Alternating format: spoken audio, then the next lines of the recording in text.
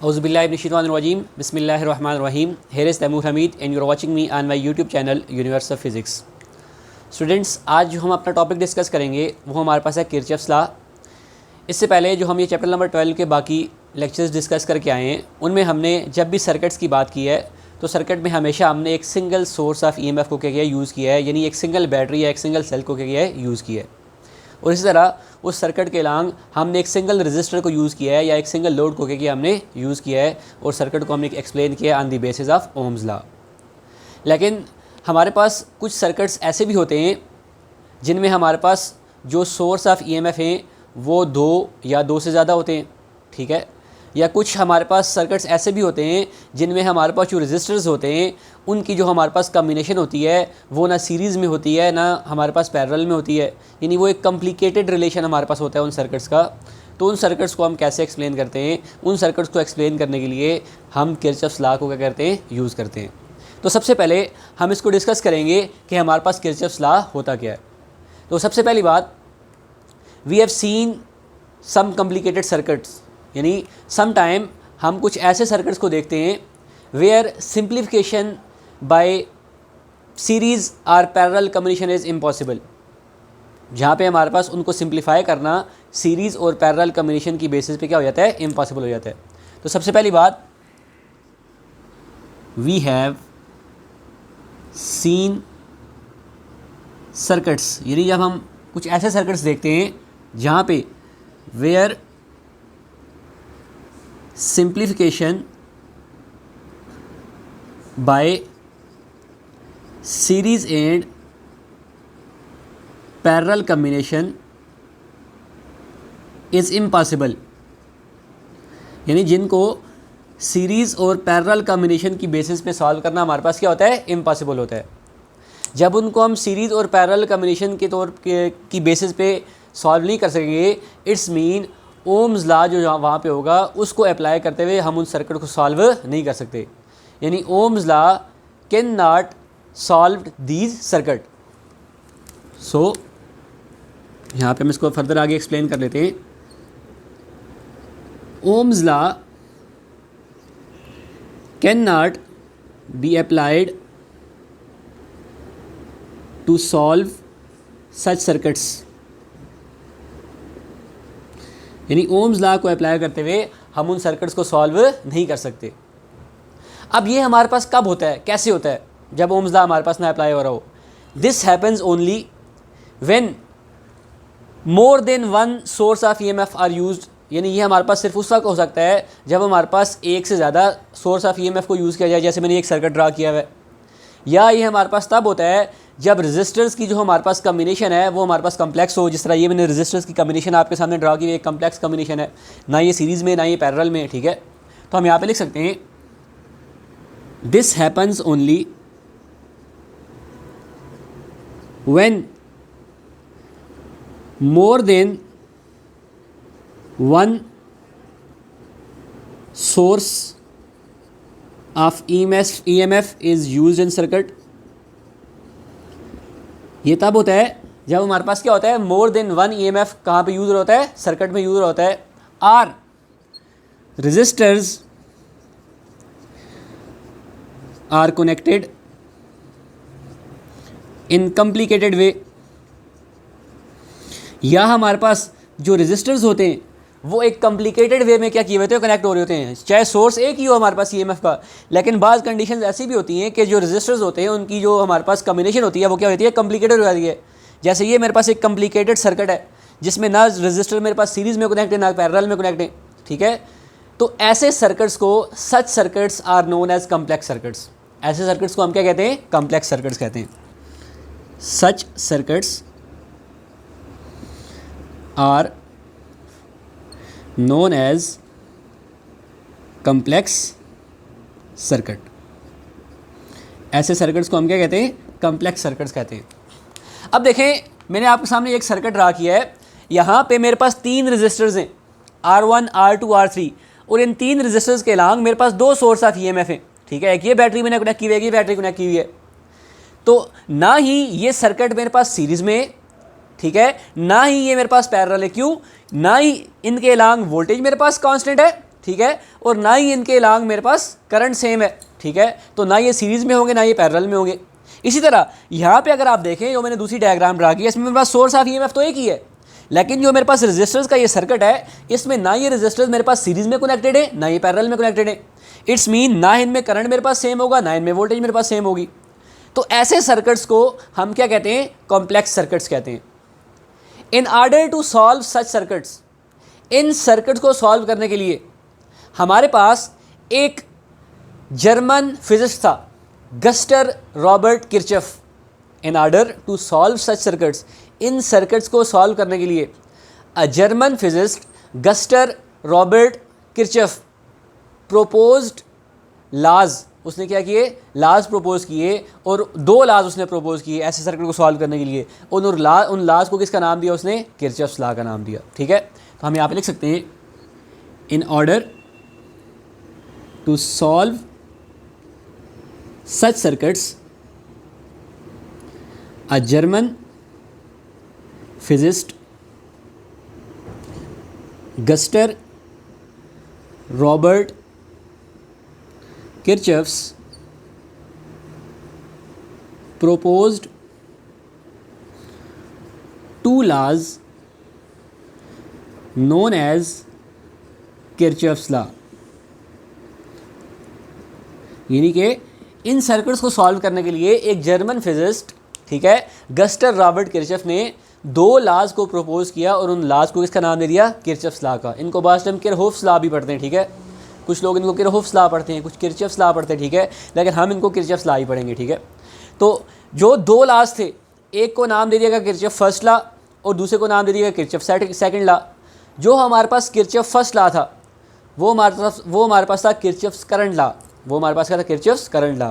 और जो हमारे पास किरचॉफ सेकंड लॉ है वो है हमारे पास किरचॉफ्स वोल्टेज लॉ, ठीक है। तो अब वन बाय वन हम उन दोनों लॉज को क्या करेंगे, डिस्कस करेंगे इंशाल्लाह। तो सबसे पहले हम जो लॉ डिस्कस करेंगे वो हमारे पास है किरचॉफ्स करंट लॉ। उसको हम यहाँ पे क्या करेंगे, एक्सप्लेन करेंगे। किरचॉफ्स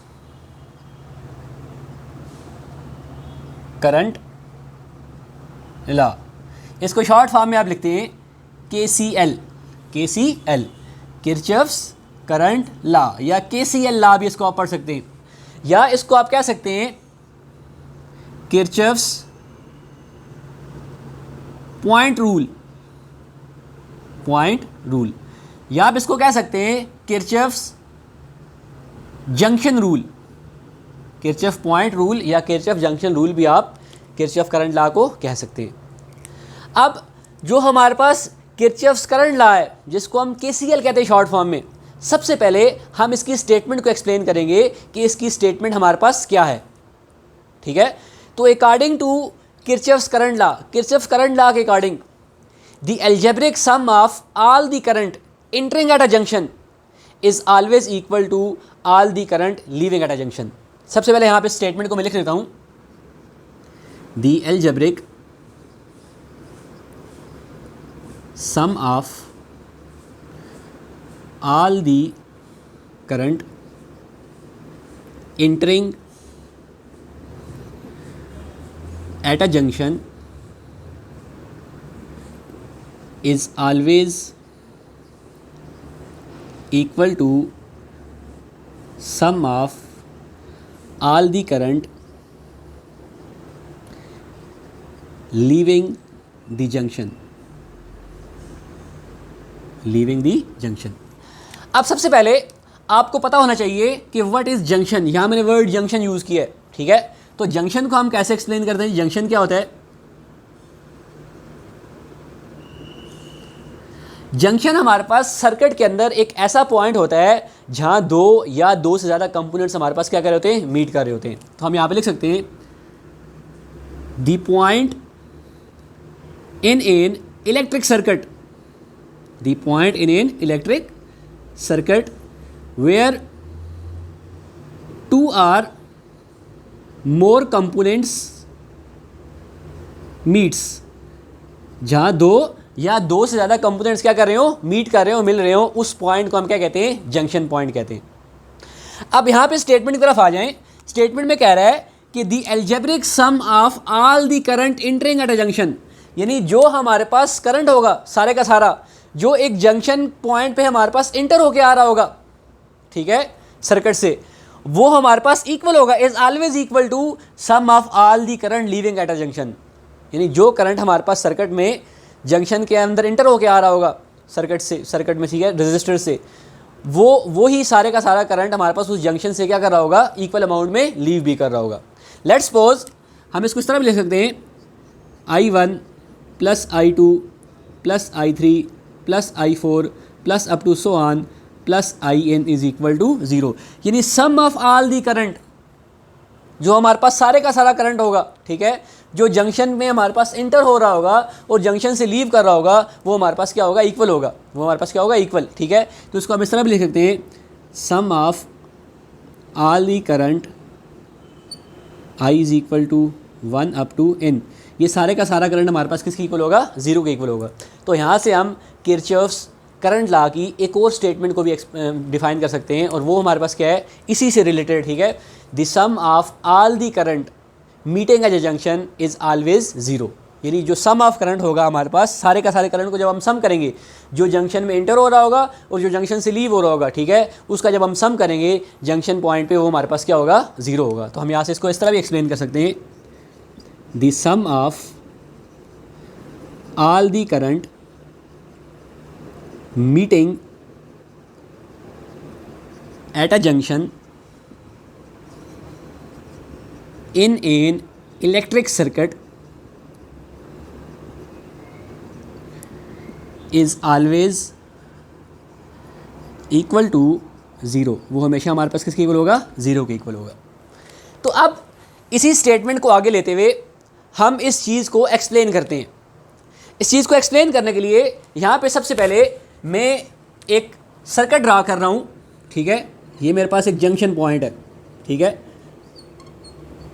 यहाँ पे मैं कुछ सर्किट बनाने की कोशिश कर रहा हूँ, एक इसी तरह से,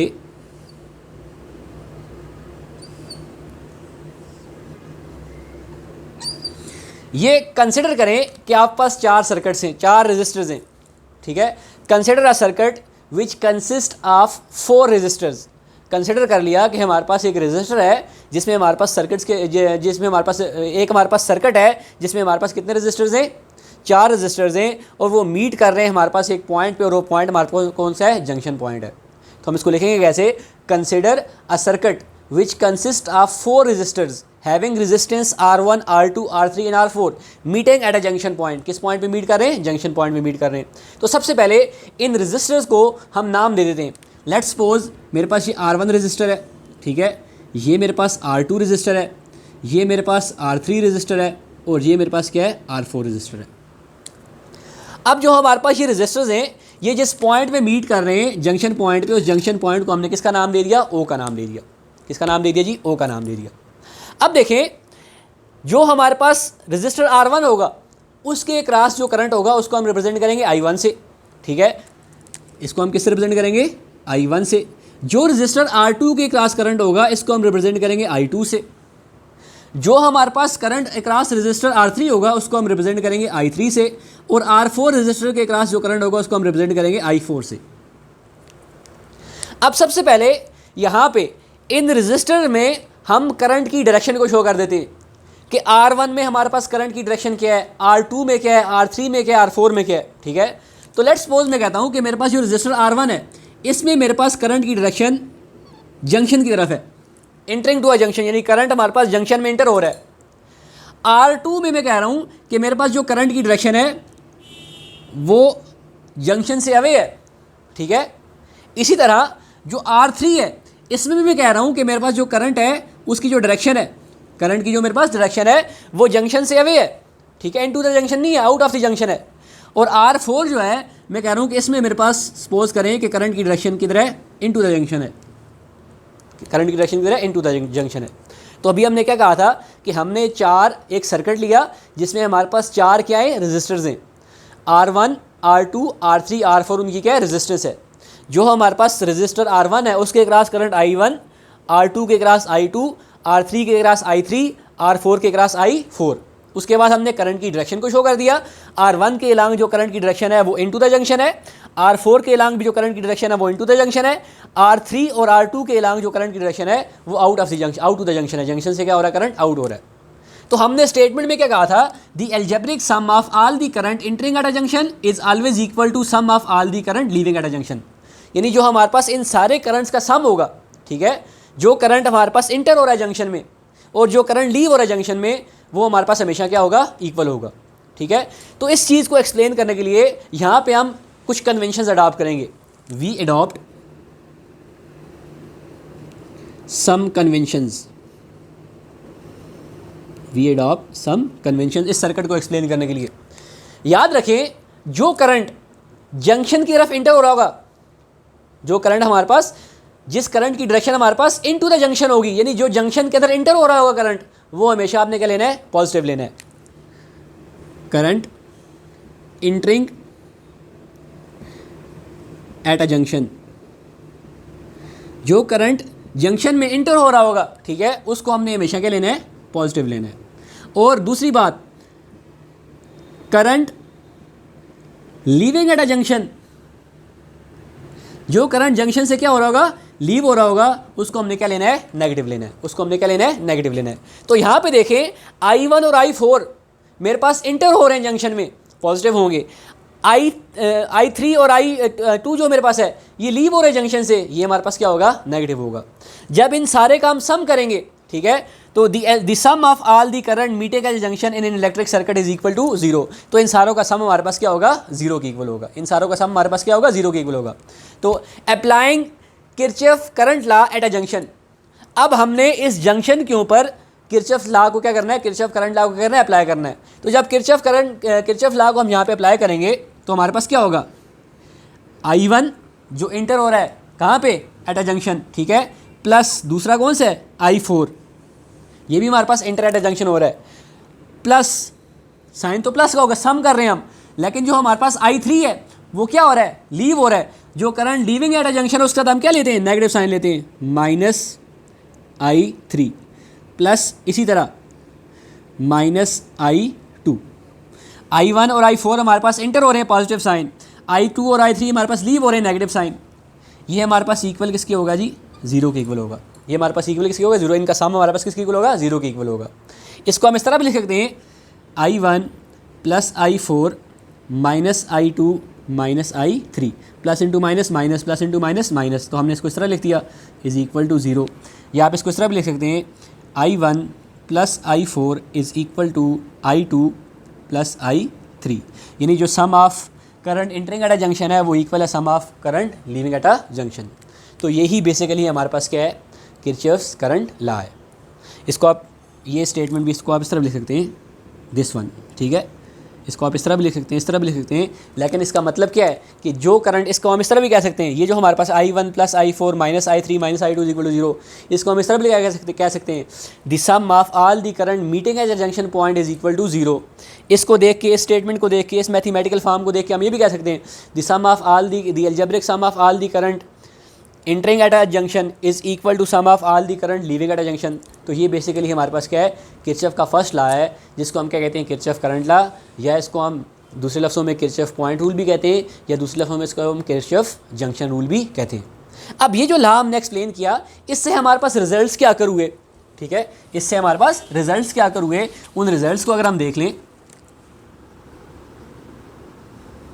रिजल्ट्स, सबसे पहला रिजल्ट हमारे पास ये है कि जब हमारे पास sum of all the current entering at a junction is equal to sum of all the current leaving at a junction हम कहेंगे, तो इट्स मीन कि हमारे पास इस जंक्शन पॉइंट पे कोई भी चार्ज एकमुलेट नहीं होगा, ठीक है। तो हम सबसे पहली बात यहाँ पे कह सकते हैं, no charge accumulate at a junction point, at a junction point. Junction point के अलावा भी किसी भी सर्किट में किसी भी पॉइंट पे कोई भी चार्ज यहाँ पे एकमुलेट नहीं होगा, क्योंकि करंट हमारे पास किसकी वजह से फ्लो होता है, नेगेटिव चार्जेस की वजह से फ्लो होता है, और वो चार्जेस हमारे पास सर्किट में किसी भी पॉइंट पे स्टॉप नहीं करेंगे, और वो जब स्टॉप नहीं करेंगे तो कोई भी चार्ज हमारे पास जंक्शन पॉइंट पे या सर्किट पे किसी भी जगह एकमुलेट नहीं होगा। अब जब हमारे पास ये स्टेट में रिलेशन आ गया कि sum of all the current entering at a junction is equal to sum of all the current leaving at a junction, it's mean जो हमारे पास किरचॉफ्स करंट लॉ है वो वेरीफाई कर रहा है law of conservation of charge को, ठीक है। तो हम यहाँ पे ये भी लिख सकते हैं, this law verify law of conservation of charge. ये आपके पास MCQs भी आ सकता है, this law verify law of conservation of charge. और तीसरी बात कि जो हमारे पास sum of all the current है एट अ जंक्शन पॉइंट वो हमारे पास क्या है, ज़ीरो है। तीसरा रिजल्ट हमारे पास क्या है, sum of all the current